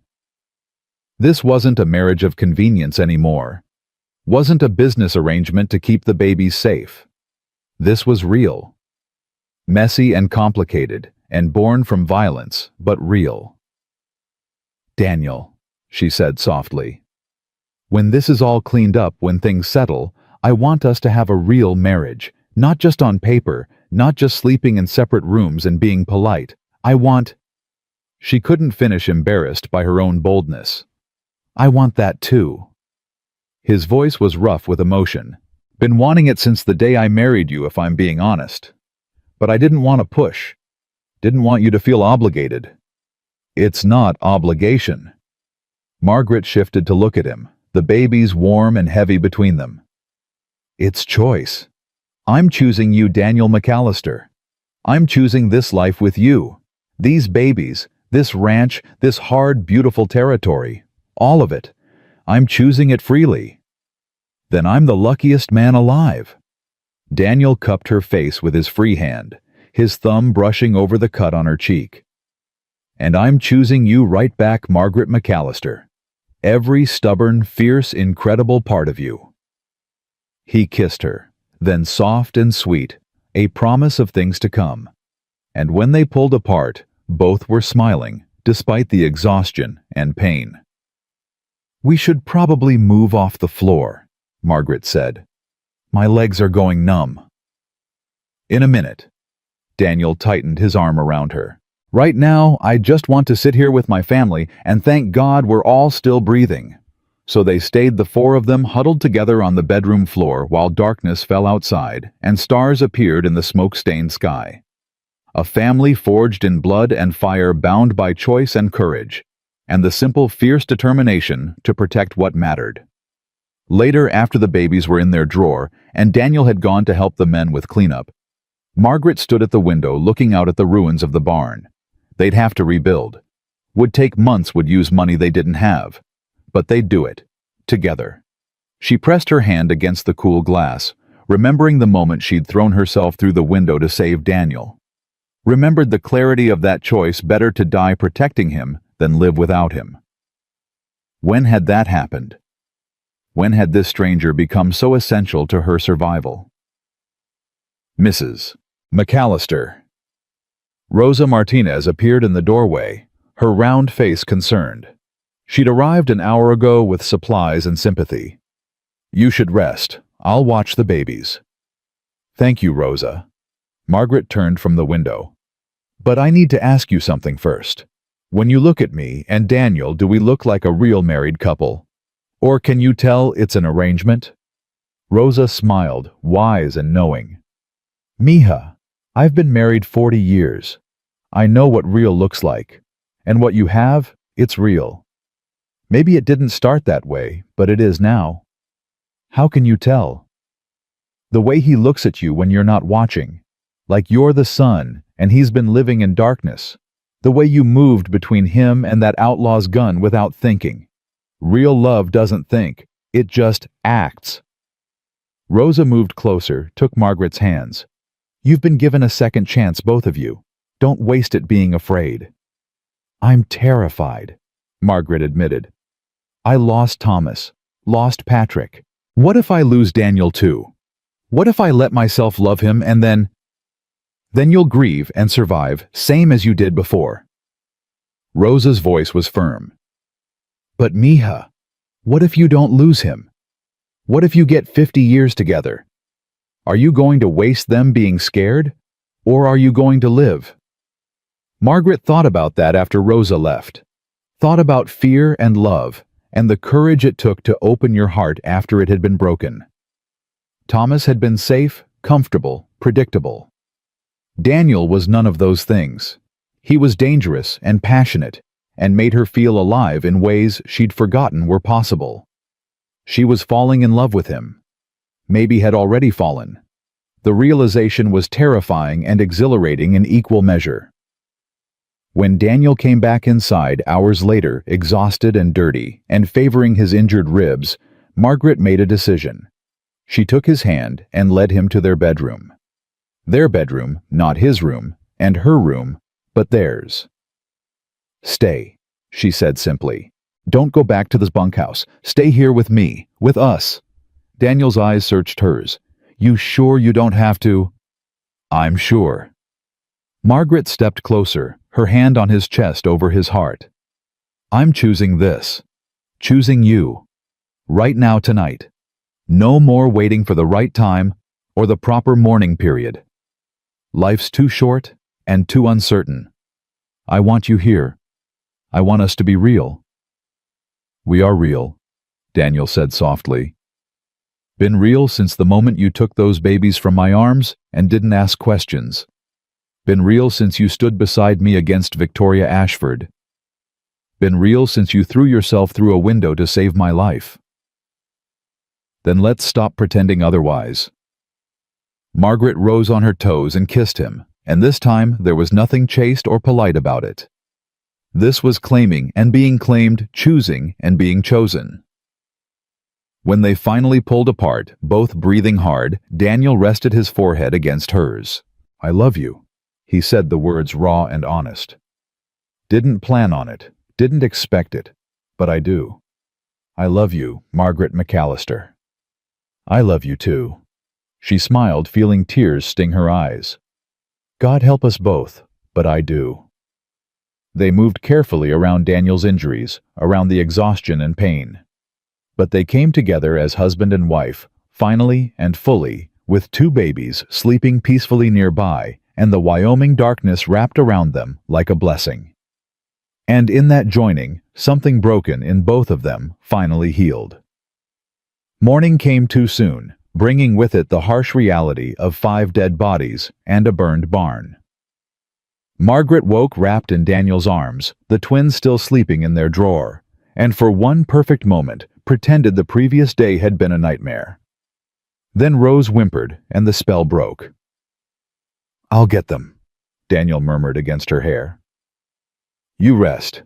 But Margaret was already moving her body, responding to motherhood's call, before her mind fully woke.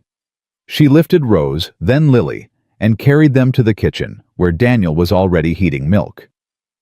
They worked in synchronized silence, passing bottles and babies between them, like they'd been doing it for years instead of weeks.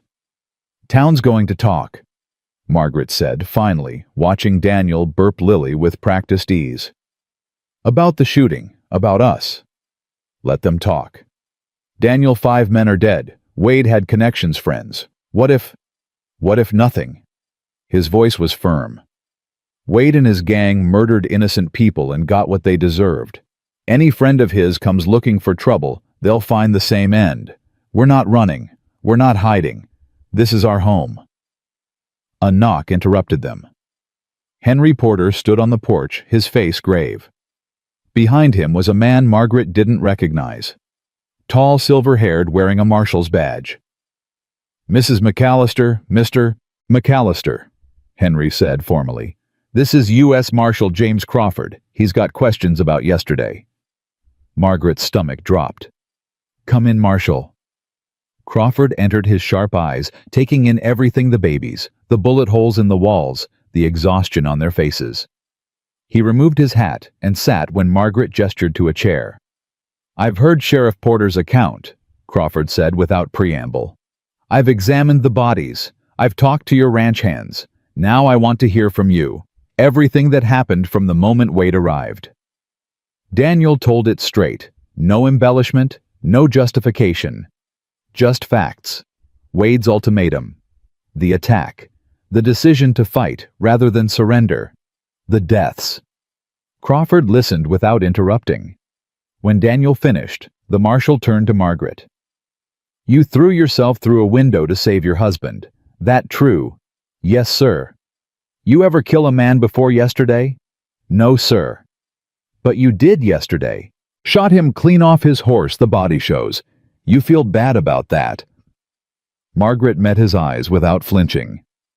I feel bad that I had to, but I'd do it again to protect my family. Every time. Something shifted in Crawford's expression. Good answer. Too many people try to make themselves look noble. You're honest. He stood, settled his hat back on his head. Self-defense clear as day. Wade and his men were wanted in 4 territories. You did the law a favor putting them down. There'll be no charges. Relief crashed through Margaret so powerfully her knees went weak. Thank you, Marshal. Don't thank me. Thank God you're good shots. Crawford moved toward the door, then paused. One more thing. There's a bounty on Wade and his men. $2,000 split among those who brought them down. You, your husband, and your ranch hands just earned yourselves some money. After the lawmen left, Margaret sank into a chair, trembling. $2,000.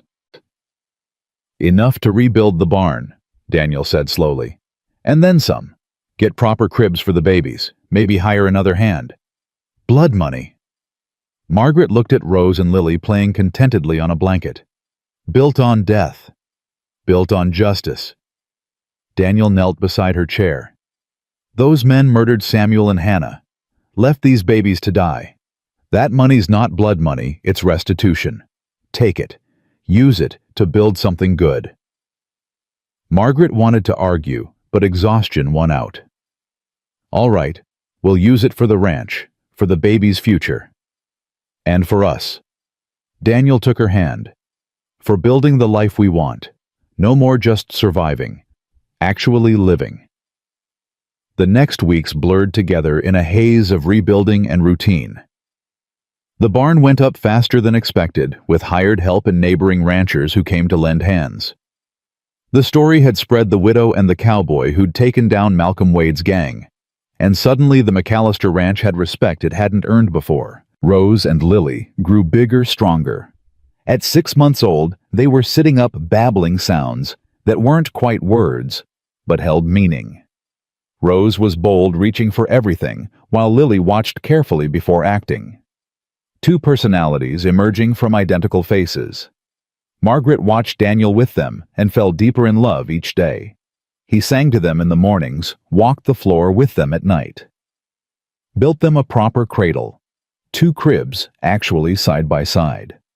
Whittled wooden toys and made them laugh with silly faces. And at night, he came to her. Not just physically, though, that was part of it, but emotionally.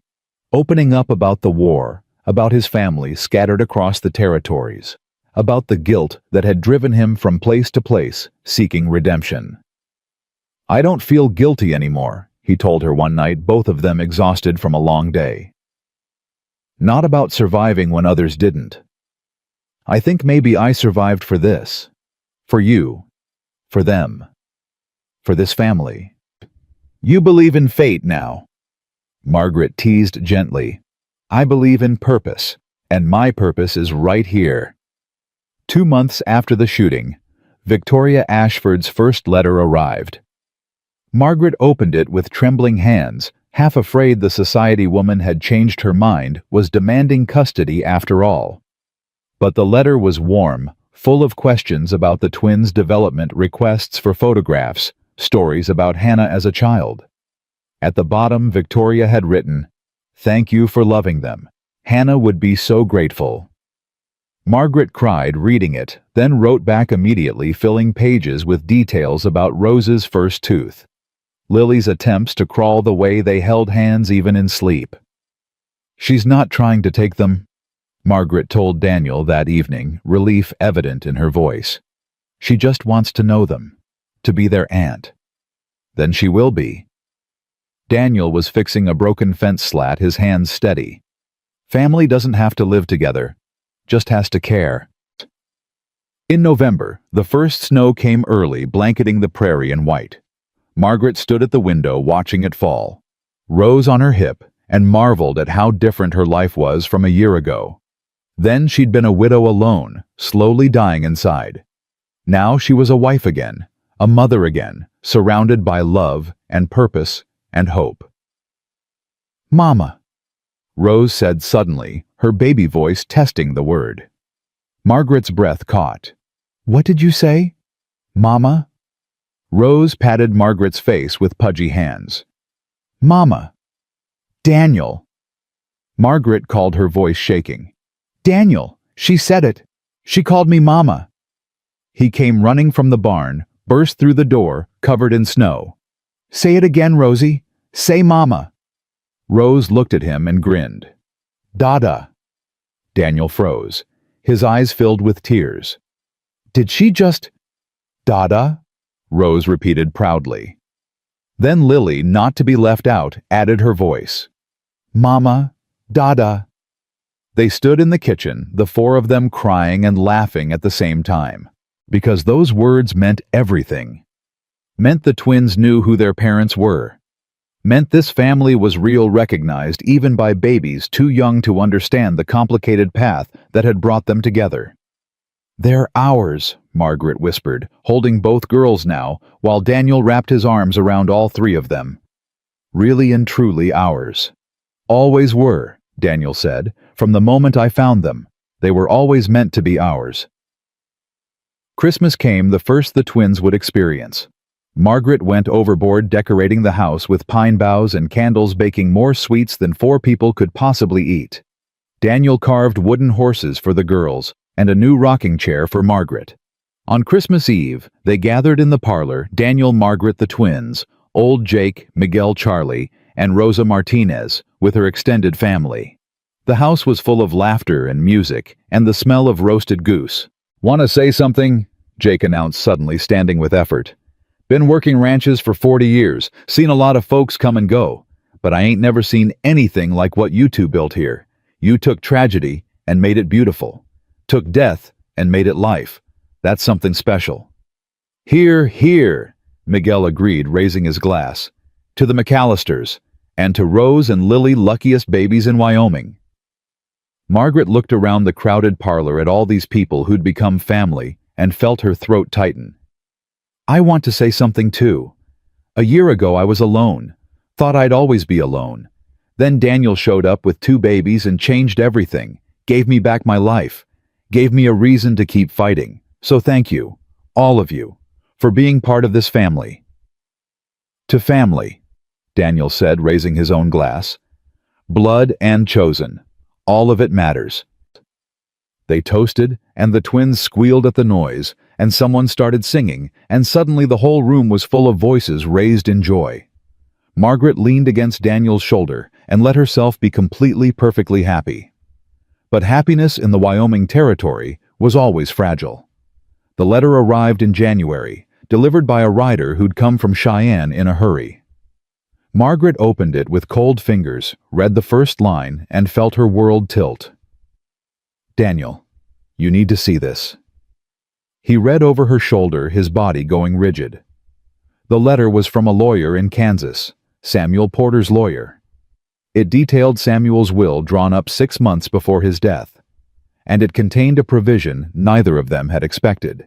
Samuel had a brother, not Henry, another brother, younger, living in California. And in the will, Samuel had named this brother Thomas Porter as guardian of his children should anything happen to him and Hannah. Thomas Porter has been notified of Samuel and Hannah's deaths, the lawyer wrote. He is currently traveling east and expects to arrive in Wyoming by late February to claim his nieces and fulfill his brotherly duty. Margaret's hands shook so badly the paper rattled. Another uncle, one with legal claim in the will. Henry never mentioned a younger brother. Maybe he didn't know. Maybe they were estranged. Margaret sank into a chair, her mind racing. But Daniel, this man Thomas he's named in the will, that supersedes our guardianship. He could take them. Like hell. Daniel's voice was cold iron. Those babies are ours. Some stranger doesn't get to show up and take them because his brother wrote his name on a piece of paper. The law? Damn the law. We'll fight. Get lawyers. Prove we're better parents than some man who's never even met them. With what money? The bounty's gone into the ranch. We can't afford lawyers who could fight this. They stared at each other, the weight of potential loss crushing down. After everything they'd survived, everything they'd built, was it all going to be torn away by legal documents and blood claims? "We could run," Daniel said suddenly. "Take the babies and disappear. Oregon maybe, or Mexico, somewhere they can't find us.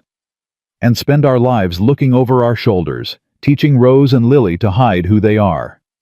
Margaret shook her head. "That's no life for them, or for us." "Then what?" Margaret looked at her hands thinking. Then she stood, decision made. "Then we meet this Thomas Porter, see what kind of man he is, and we fight with every legal means we have. We don't run, we don't hide. We prove we're the best parents these babies could have. And if that's not enough," she met his eyes, saw her own fear reflected there, "then we make it enough." Henry Porter came by the next day, his face haggard. "You got the letter." "Why didn't you tell us Samuel had another brother?" Margaret demanded. "Because I didn't think Thomas would come. He and Samuel barely spoke after Thomas went west. They had a falling out over family land, never reconciled. I figured Thomas would get the notice and ignore it, let me handle things." Henry scrubbed his face. "I was wrong." "What's he like, this Thomas?" "Last I knew him, he was stubborn as mule and twice as mean. But that was 15 years ago. People change." Henry's voice didn't sound convinced. "I wired him, told him the babies are settled, happy with good people. Asked him to reconsider. He wired back one word, coming." The waiting was agony. February dragged by each day, bringing Thomas Porter closer. Margaret threw herself into caring for the twins, memorizing every detail, as if these might be her last months with them. The way Rose scrunched her nose when she laughed. The way Lily's hand always found her sister's when she slept. The way both girls reached for Margaret when they were scared, and Daniel when they wanted to play. "They won't remember us if he takes them," Margaret said one night, her voice breaking. "They're too young.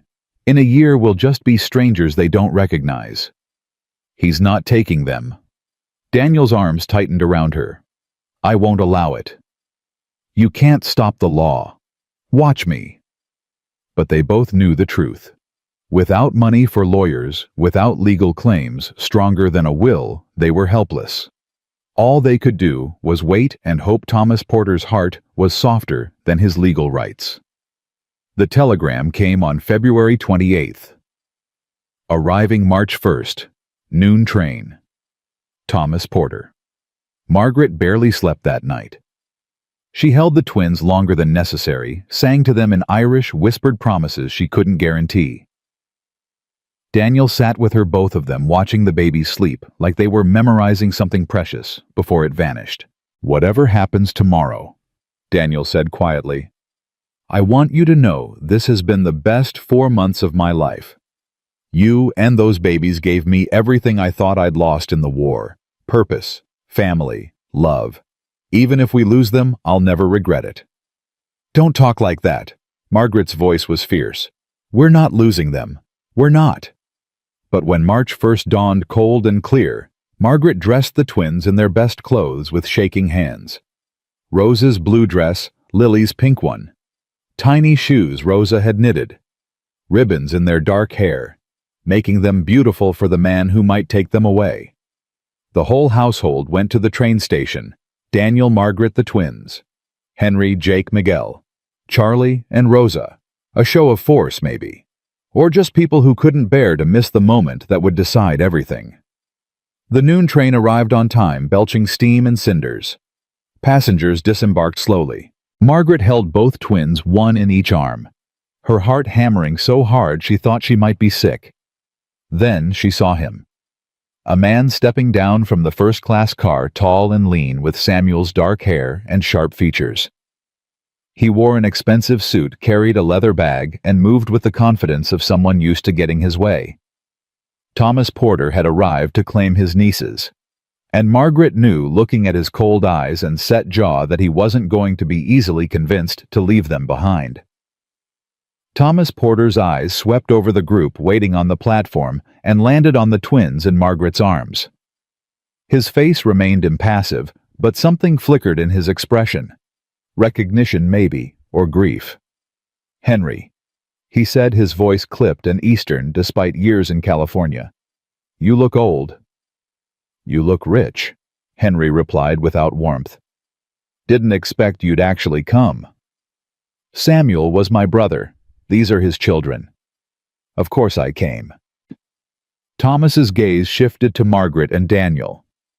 "You must be the McAllisters, the ones who've been playing house with my nieces." Margaret's arms tightened around the twins. "We're not playing. We're raising them. There's a difference." "For now."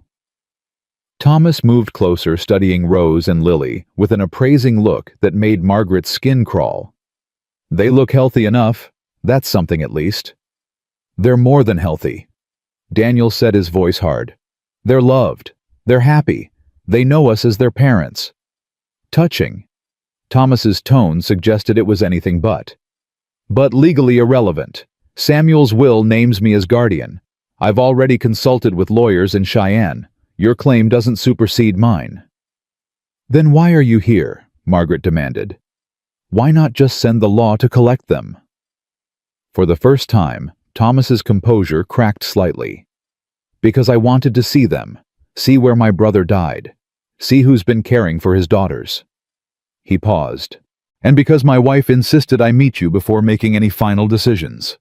"Your wife?" Henry's eyebrows shot up. "You're married." 5 years now. Catherine's waiting at the hotel. She wanted to come, but the train journey was hard on her. She's expecting our first child in June. Thomas's voice softened fractionally when he mentioned his wife. "She's the one who convinced me to come personally, rather than sending lawyers." Margaret felt a tiny spark of hope. A wife, a pregnant wife. That changed things. "Then come to the ranch, meet the twins properly, see how they're being raised, then decide." Thomas considered this. "Very well. I'll collect Catherine and we'll come tomorrow. But Mrs. McAllister, don't mistake this for weakness. I came to claim my brother's children. That hasn't changed." After he left, Margaret sagged against Daniel, barely holding herself together. "He's going to take them. I can see it in his eyes. He's already decided." "Not if his wife has anything to say about it," Rosa said quietly. "A pregnant woman has different eyes. Let her see those babies being loved. Let her see you. Then we'll know." That night, Margaret couldn't sleep. She paced the bedroom while the twins slept peacefully, their small hands clasped together in the drawer that had become their first cradle. Daniel watched her from the bed, his expression troubled. "Come here," he said softly. "You're going to wear a hole in the floor." Margaret climbed into bed but couldn't settle. What if tomorrow doesn't change his mind? What if he takes them anyway? Then we fight harder. Appeal to courts, get character witnesses, prove they're better off here. Daniel pulled her against his chest. "But Margaret, we have to be prepared for the possibility that we might lose." "Don't say that." "I have to say it, because if we lose them, we can't let it destroy us. We can't let it destroy what we've built together." His arms tightened. "I love those babies with everything I have. But I love you too. And if the worst happens, we'll survive it together." Margaret pressed her face against his shirt, breathing in his familiar scent. "I don't want to survive it. I want to keep them. I want our family to stay whole." "So do I. More than anything." Daniel kissed the top of her head. "So tomorrow, we show Thomas Porter and his wife exactly what kind of family we are, and we pray it's enough." Thomas and Catherine Porter arrived at noon the next day in a hired carriage. Catherine was younger than Margaret expected, maybe 25, with kind eyes and a gentle manner. She was visibly pregnant, her hand resting protectively on her swollen belly as she descended from the carriage. "Mrs. McAllister," she said warmly, extending her hand. "Thank you for agreeing to see us. I know this must be difficult." Margaret shook her hand, surprised by the genuine sympathy in Catherine's voice. Please come inside. The twins just woke from their nap." Inside, Rose and Lily were in their playpen, another thing Daniel had built, batting at wooden toys and babbling to each other. Catherine gasped when she saw them. "Oh, Thomas, look at them. They're beautiful." Thomas's expression softened for the first time since arriving. He knelt beside the playpen, and Lily crawled toward him, curious. She grabbed his finger with her tiny hand, and Thomas's face crumpled slightly. "Hello, little one," he said hoarsely. "You look just like your father did as a baby. Samuel would be so proud." Margaret watched Catherine. Watching her husband, saw the tears in the younger woman's eyes. This wasn't a couple looking to steal children away. This was a couple grieving a lost brother and trying to do right by his daughters. "Would you like to hold them?" Margaret offered, her voice steady, despite her racing heart. Catherine nodded eagerly. Margaret lifted Rose and placed her in Catherine's arms. The baby studied the new face carefully, then reached up to pat Catherine's cheek. Catherine laughed through her tears. "She's precious. They both are." Catherine looked at Margaret. "How long have you been caring for them?" "Since August, nearly 7 months now." Margaret sat beside her. "Would you like to hear about them? Their personalities, their routines, what they like?" "Please." So Margaret told them everything. How Rose was bold and adventurous, always reaching for things beyond her grasp. How Lily was thoughtful and observant, watching carefully before acting. How they held hands when they slept. How Rose had said Mama first, but Lily had said Dada. How they loved when Daniel sang to them in the mornings, and when Margaret hummed Irish lullabies at night. Catherine listened with rapt attention, occasionally looking at Thomas, whose face grew more troubled with each detail. When Margaret finished, Catherine handed Rose back gently. "Thomas," she said quietly, "we need to talk, outside." They excused themselves to the porch. Through the window, Margaret could see them in intense discussion. Catherine's hands moved expressively. Thomas shook his head several times. Catherine put her hand on her belly, said something that made Thomas's shoulders slump. "What are they saying?" Daniel asked, coming to stand beside Margaret. "I can't hear, but she's fighting for us. I can tell." They came back inside 10 minutes later. Thomas's face was drawn, but Catherine looked determined. She took a seat and gestured for Margaret and Daniel to sit as well. "I need to tell you something," Catherine began. "Thomas and we've been trying to have a child for 5 years. This pregnancy is a miracle. I was told I likely couldn't conceive." She paused, her hand on her belly. "I know what it means to want a child desperately. To have that want be all-consuming." "Catherine." Thomas started, but she held up her hand. "Let me finish." She turned to Margaret. "I see how you look at those babies. I see how they respond to you. That's not something that can be faked or forced. That's real love, real attachment, real family." "They're still Samuel's children," Thomas said, but his voice lacked its earlier conviction. "I have a legal obligation." "You have a legal right," Catherine corrected. "But obligation is to do what's best for them, not what's easiest for us or what satisfies some family duty." She looked at the twins still playing in their pen. "Thomas, we're about to have our own baby. We'll have our hands full. And these girls, they already have parents. Good parents who saved them and loved them and would die for them. Samuel named you before he knew Daniel and Margaret existed, before these babies had a home and a family." Catherine's voice was gentle but firm. "If Samuel could see them now, see how happy they are, don't you think he'd want them to stay?" Thomas was quiet for a long time, his jaw working. Finally, he looked at Margaret and Daniel. "Tell me about Sweetwater Crossing. Everything. I want to know how my brother died." Daniel told the story again, every brutal detail. The massacre, the hidden babies, the desperate ride, the note Hannah had written with death bearing down on her. Thomas's face went white, his fists clenching. "So my brother died protecting his daughters, and his wife died making sure they'd survive." His voice broke. "And you risked your life to save them. Rode 40 miles when you could have left them. Why?" "Because they deserved a chance," Daniel said simply. Because leaving them to die would have been wrong.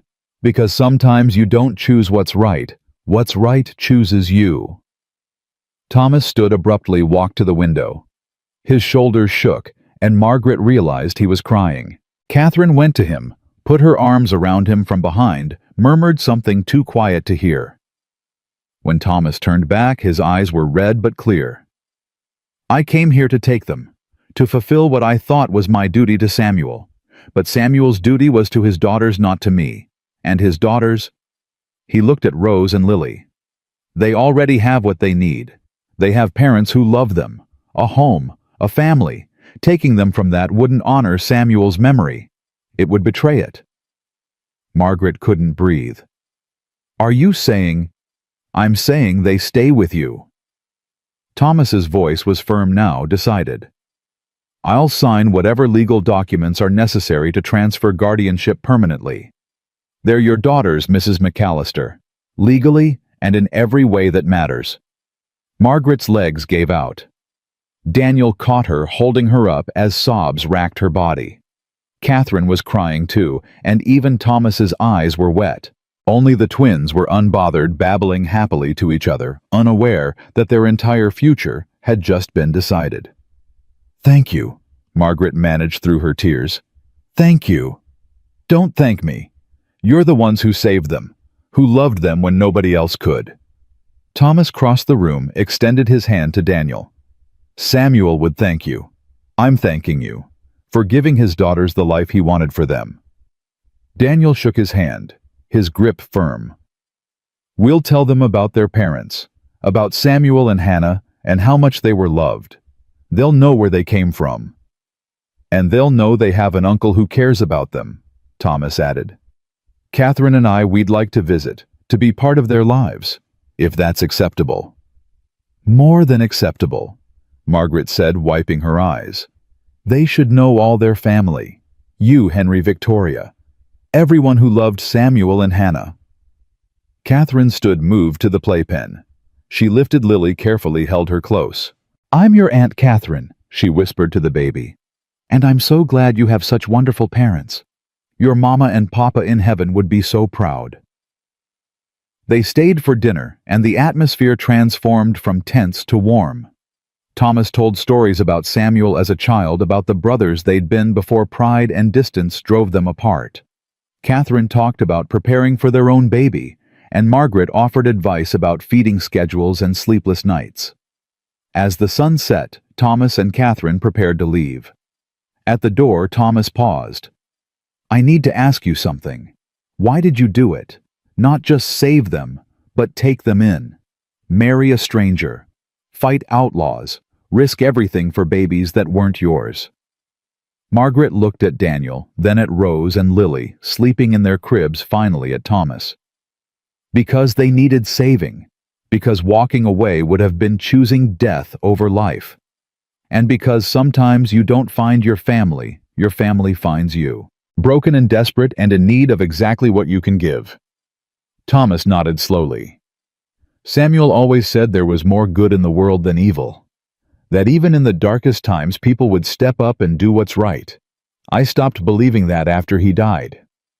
But you—" He gestured to encompass the house, the twins Daniel and Margaret together. "You proved him right. Thank you for that." After they left, Margaret and Daniel stood together on the porch, watching the stars emerge in the darkening sky. The Wyoming wind carried the smell of spring, coming of new grass and melting snow and endless possibility. "We get to keep them," Margaret whispered, still not quite believing it. "They're really ours." "They were always ours." Daniel pulled her close. "From the moment I found them. From the moment you took them without question. They were always meant to be ours." Inside, Rose began to cry, hungry, again. Always hungry. Margaret started to move, but Daniel caught her hand. "Wait, just one more minute. Let me look at you. At this. At everything we built against all odds." Margaret turned to face him fully, this man who'd ridden into her life carrying orphaned babies and changed everything. "I love you, Daniel McAllister. I love you so much it terrifies me." "I love you too." You and those girls are my whole world, my reason for everything." He kissed her softly. "Thank you for being brave enough to say yes when I showed up on your porch half dead. Thank you for fighting beside me. Thank you for choosing this life, this family, me." "Always," Margaret promised. "From now until forever. Always." They went inside together to feed the crying baby and check on the sleeping one, to do the 1,000 small tasks that made up family life. And as Margaret heated milk and Daniel changed Rose's diaper, and they moved around each other with practiced ease, she understood something profound. This was what Samuel and Hannah had died protecting. This simple, beautiful possibility that their daughters would be loved and safe and raised by people who chose them freely.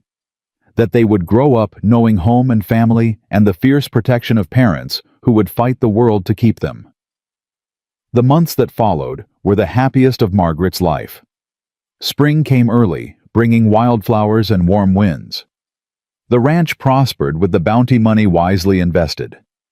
Rose and Lily grew bigger, stronger, starting to pull themselves up on furniture and cruise along edges determined to walk. Victoria visited in June, arriving with trunks full of gifts and tears in her eyes when she saw how much the twins had grown. She stayed 2 weeks helping with the babies, telling stories about Hannah slowly becoming the beloved Aunt Victoria that Margaret had hoped for. Catherine and Thomas's son was born in July, a healthy boy they named Samuel after his uncle. When they brought him to visit at 3 months old, Rose and Lily were fascinated by the tiny baby, patting his head with clumsy gentleness. "Look at that," Catherine said, watching them. "Cousins growing up together. Samuel would love this." "He's watching," Thomas said quietly. "Him and Hannah both, and they're grateful." On Rose and Lily's first birthday in March 1879, Margaret and Daniel threw a party that half the county attended. There was cake and music and laughter, and when the twins demolished their individual cakes with gleeful abandon, everyone cheered.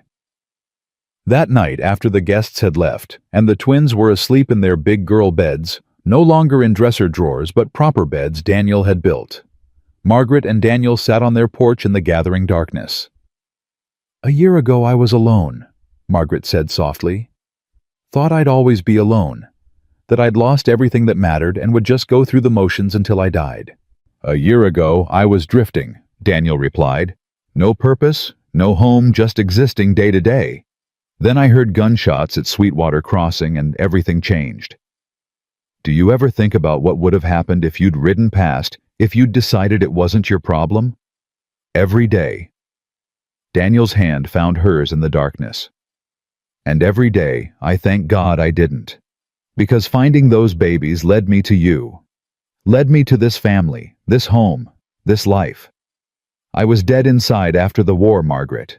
Just breathing, but not living. You brought me back to life." "We saved each other," Margaret said. "You, me, and 2 baby girls who needed parents as much as we needed them." Inside, one of the twins whimpered in her sleep. Both Margaret and Daniel tensed, listening.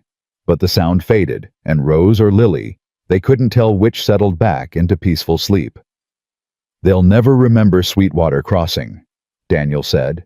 "Never remember Samuel and Hannah dying. Never remember being hidden in that wagon floor. Is that good or bad?" "It's mercy," Margaret decided. "They'll know the story when they're older. We'll tell them about their brave parents who died protecting them. But they won't carry the trauma. They'll only carry the love from Hannah and Samuel, from us, from everyone who fought to keep them safe. That's what they'll remember." Years passed in a blur of joy and hard work. Rose and Lily learned to walk, then run, then ride. They grew into bright, curious girls who looked identical, but acted nothing alike. Rose was wild and fearless, always climbing trees and racing horses. Lily was thoughtful and gentle, preferring books and quiet conversations. They called Margaret and Daniel Mama and Papa without question, without confusion. And when they were old enough to understand, Margaret and Daniel told them the truth about Samuel and Hannah, about Sweetwater Crossing, about the desperate ride that had brought them to this ranch and this family. So our first mama and papa died saving us? Rose asked at age 7, her face serious. Yes, Margaret said gently. They loved you so much, they gave their lives to protect you. And then you and Papa found us and saved us, Lily added. Your Papa found you, Margaret corrected. I just opened my home and my heart. That's still saving, Rose decided with 7-year-old logic. So we have 2 sets of parents, the ones who gave us life and the ones who gave us a life. That's more than most people get.